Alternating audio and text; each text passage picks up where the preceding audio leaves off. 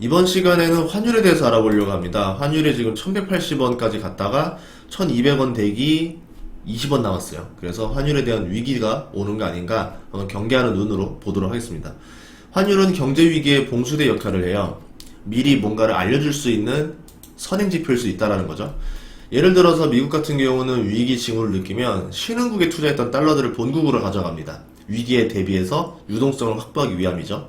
그래서 한국에서 주식을 팔고 환율이 급등했다 이런 뉴스가 나오면 혹시 글로벌 세력이 위기를 감지한 거 아닌가? 이렇게 의심해 볼 수도 있어요. 물론 이 경우가 위기보다 선행할 때도 있어요. 근데 동시에 이뤄질 때도 있다는 거죠. 아니면 반대로 이런 경우도 있어요. 그냥 환율이 올랐는데 아무 위기 없이 그냥 증시가 상승할 때도 있어요. 그렇다라 할지라도 이게 자주 나타나는 징후는 아니에요. 환율 급등이. 그래서 환율이 급등하고 있다 이랬을 때는 왜 그런지 이유를 꼭 확인하셔야 됩니다. 작년 2월에 환율이 급등하고 지금 1년 반 만에 환율이 다시 마지노선인 1200원을 향해 가고 있죠. 환율이 안정될 때까지는 이제 뭐 해지를 걸어서 위험의 보험을 걸어둔다던가 아니면은 주식을 그대로 들고 간다 하더라도 현금 유동성을 충분히 확보해 두는 전략이 좋습니다. 경제 위기가 오게 되면은 기업들이 장사를 못해서 망하는 게 아니기 때문이에요. 현금이 없어서 망해요. IMF 때도 그랬죠. 서브프라임 때도 그랬죠. 기업들이 사업을 못해서 위기가 온 게 아닙니다. 언제 위기가 오느냐? 금융기관이 단기 고금리로 돈을 빌려와서 기업들, 개인들한테 돈놀이 하다가 갑자기 외화 대출 연장이 안 되니까 위기가 오는 경우도 있죠. 그래서 갑자기 빌려준 돈 다 내놔 이렇게 되니까 도미노 효과가 났었던 거죠. 그런데 이렇게 됐었던 상태를 보면서도 금융감독기관은 그냥 이거 자체를 낙관적으로 해석하죠. 괜찮아. 우리 외환 보유고 돈 많아. 이러다가 상황이 터지고 났더니 순발력 있게 대처하면 되는데 순발력 있게 대처도 못합니다. 어정쩡하게 잘못하다가 경제 위기가 발생하는 경우도 있었습니다. 즉 금융기관의 탐욕이랑 감독기관의 방만이 만났을 때 어떤 일이 벌어질지 모른다. 그래서 우리도 이거를 미리 예측해보고 조심할 수밖에 없다라는 거죠. 그래서 이번에는 지금 외환 관리 상황이 어떤지를 보려고 하는데요. 우선 환율이 1200원을 돌파했던 시기들을 보도록 할게요. 예, 보시면은 2008년 9월에 리먼 브라더스 파산으로 글로벌 금융위기가 벌어졌을 때 환율이 1200원이 넘었습니다. 하지만 서브프라임 사태가 벌어진 2007년 11월부터 환율이 급등하고 있었다는 걸 알 수 있었죠. 당시 900원이었던 환율이 10개월 만에 1200원을 돌파했어요. 그리고 2009년 3월에는 1600원까지 올라가 버립니다. 거의 2배 올랐죠. 당시에 어떻게 했냐면 미국, 일본, 중국과 통화스와프를 체결해요. 그래서 한국은 빠르게 환율이 진정됐고 증시는 다시 오르기 시작했습니다. 그러다가 2010년 5월에 환율이 다시 1200원을 급하게 넘어갔는데 이때가 남유럽 재정 문제가 발생했어요. 그러다가 EU 주도하에 5천억 유로 금융안정 메커니즘이 시행되면서 다시 증시가 상승 기조를 이어갔죠. 그런데 1년 지나서 또 뭔 일이 벌어졌느냐? 2011년 9월에 그리스 사태가 터집니다. 증시가 이제 상승의 의지를 잃어버리죠.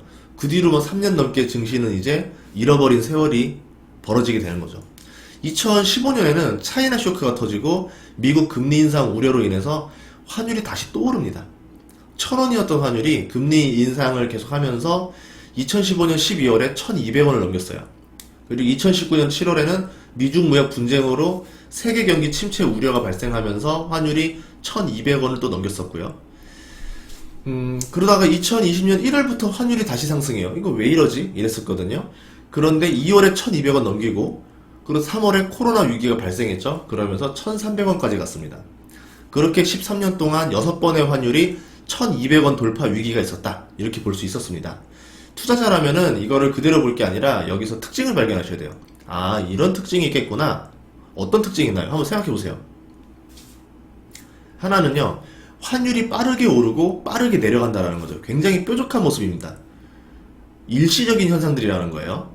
위기는 짧고 굵게 온다더라. 이렇게 보시면 되고요. 그리고 환율이 1200원을 넘겼을 때 코스피 지수를 볼 건데요. 이렇게 보시면 환율이 1200원 넘겼을 때는 일반적으로 코스피 저점과 일치했다더라. 이런 모습을 볼 수 있습니다. 2010년 5월 남유럽 재정위기, 2015년 미국 금리 인상, 2019년 미중 갈등에서는 코스피 지수가 그다지 크게 하락하진 않았어요. 그러니까 환율이 1200원 넘긴다고 해서 증시가 막 크게 하락할 거야 이렇게 생각하고 지금 주식 다 팔아버리고 나중에 더 싸게 주워 담아야지, 이런 생각으로 접근했으면 이 시기에는 낭패를 봤을 거라는 거죠. 그러니까 이 두 특징을 봤을 때 우리가 해볼 수 있는 전략은 뭐냐면, 환율이 1200원을 넘길 때는 몇 달 안에 다시 진정되는 모습을 보였다. 그러니까 오히려 이때가 기회일 수 있다라는 생각. 그런데 1600원까지 넘어가는 경우도 있었죠, 방금처럼. 그렇기 때문에 무리하게 1200원 넘자마자 막 전재산을 투입한다? 그렇게 무리하게 한 번에 매수하는 전략은 반대, 이렇게 보시면 되고요. 반대로 환율이 오르게 되면은 코스피가 크게 하락할 거야 라고 하면서 지금 주식을 팔고 나중에 싸게 담아야지 라고, 이런 것들도 별로라는 거죠. 그다지 좋은 선택들이 아니라는 거. 왜 그러냐? 타이밍이랑 깊이를 매번 맞출 수 있다라고 하면은 그거는 사람이 아니겠죠. 신이겠죠. 근데 우리는 사람이잖아요. 그러니까 우리가 신의 경지를 자꾸 넘보려고 하면 안 된다는 거죠. 그럼 우리는 어떤 걸 해야 되느냐? 가장 손실을 덜 보면서 확률이 높은 전략을 가져가는 게 좋다라는 겁니다. 전쟁에서 이기는 방법은요, 되게 단순해요. 남보다 더 유리한 위치에 있어야 되고, 더 유리한 무기를 가지고 있고, 더 유리한 방향에서 싸우고, 더 유리한 시간에 싸우는 겁니다. 이런 것들이 하나씩 모이다 보면은 더 이길 확률이 올라가게 되는 거고, 그래서 전쟁에서 이길 수 있다라는 거죠. 이순신 장군도 이 방법으로 싸워서 12척의 배로 133척의 외선을 물리친 사례가 있었습니다. 반면에 원규는 160척을 이끌고 가가지고 가장 불리한 위치에서 불리한 방법으로 불리한 상황에서 싸웠죠. 그리고 전멸했습니다. 그러니까 똑같은 걸 하더라도 어떻게 투자하냐에 따라 달라진다는 거죠. 주식도 똑같아요. 유리한 업종 내에서도 가장 유리한 기업을 선택하시면 되고, 그 중에서 가장 유리한 가격에 사면 되는 겁니다. 그러면 지지 않고 이기는 전략이 가능하다는 거죠. 그래서 투자도 전쟁이라고 보면은 적의 동태를 잘 봐야 된다. 특히 환율은 적의 동향을 알 수 있는 지표가 된다라고 보시면 됩니다. 이게 타짜들이 눈은 속여요. 보면 눈은 속이는데 소리를 못 속입니다. 밑장 빼기 같이. 이것처럼 코스피 지수 같은 경우는 선물이랑 옵션으로 속임수가 가능한데 환율은 속이기가 어려워요. 그래서 환율이랑 지수를 같이 보시면 도움이 된다는 거죠. 몇 가지 뉴스들을 보면은 지금 수면 아래에서 분주히 무언가가 움직이는 모습이 보이는데, 제가 몇 가지 뉴스를 좀 뽑아서 말씀드리겠습니다. 8월 26일 한국은행 기준금리 인상 발표 가능성이 있다라는 얘기가 있어요. 그리고 은행들의 대출 제한이 있었는데, 농협은행 같은 경우는 11월까지 신규 부동산 담보대출을 중지했습니다. 뭐 주담대나 전세나 담보나 단체 다 안 되고요. 우리은행도 부동산 담보대출 중에서 대표 상품을 취급 중지했어요. 신규 취급 중지. 농협이랑 우리는 어떻게 보면은 약간 좀 국가의 입김이 들어갈 수 있다라 봐야 되겠죠. 그리고 SC제일은행 같은 경우는 담보대출, 전세대출에 대해서 우대금리를 축소했습니다. 아마 뭐 이쪽으로 몰려오는 걸 막기 위해서 그런 것 같아요. 그리고 저축은행 뉴스가 나왔는데, 다중채무자 비중이 70%를 돌파했다는 뉴스가 나왔습니다. 한마디로 지금 빚으로 돌려막기 하고 있다, 이렇게 보시면 될 것 같고요.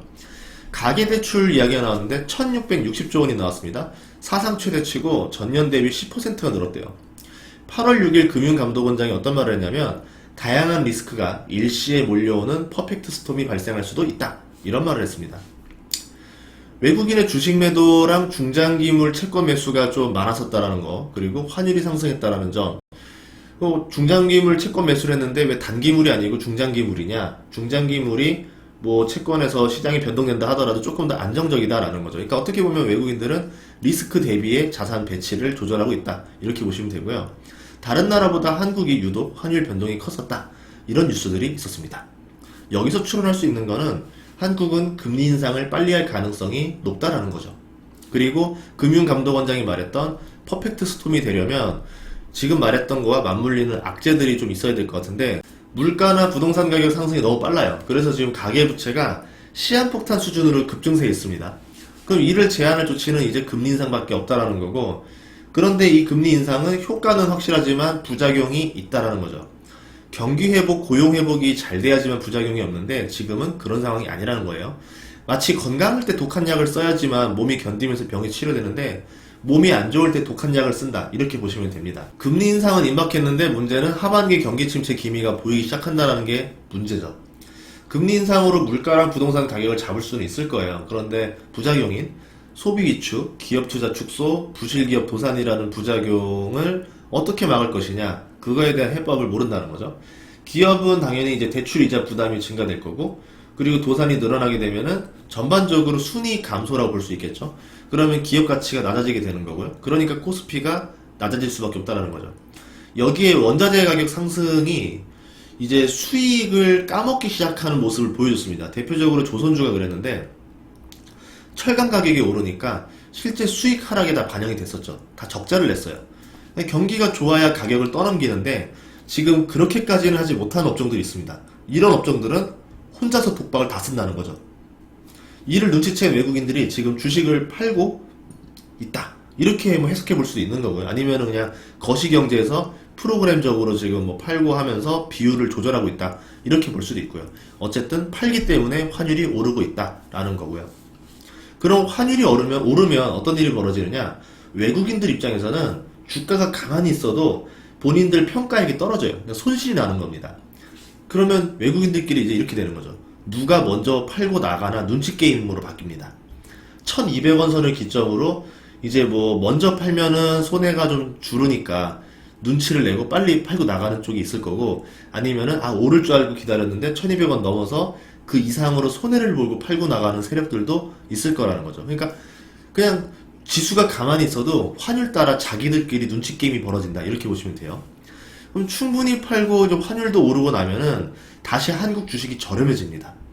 그럼 먼저 사는 사람이 다시 또 돈을 버는 게임으로 바뀐다는 거죠. 그러면서 코스피가 또 다시 올라요. 이게 환율로 봤을 때 코스피의 관점입니다. 여기에 이제 정부가 뭐 딱히 말하지 않은 외환 상황을 따로 분석을 해보도록 할 건데요. 퍼펙트 스톰이라 말을 했다라고 하면은 이거보다 더 큰 문제가 있지 않을까라 생각을 해요.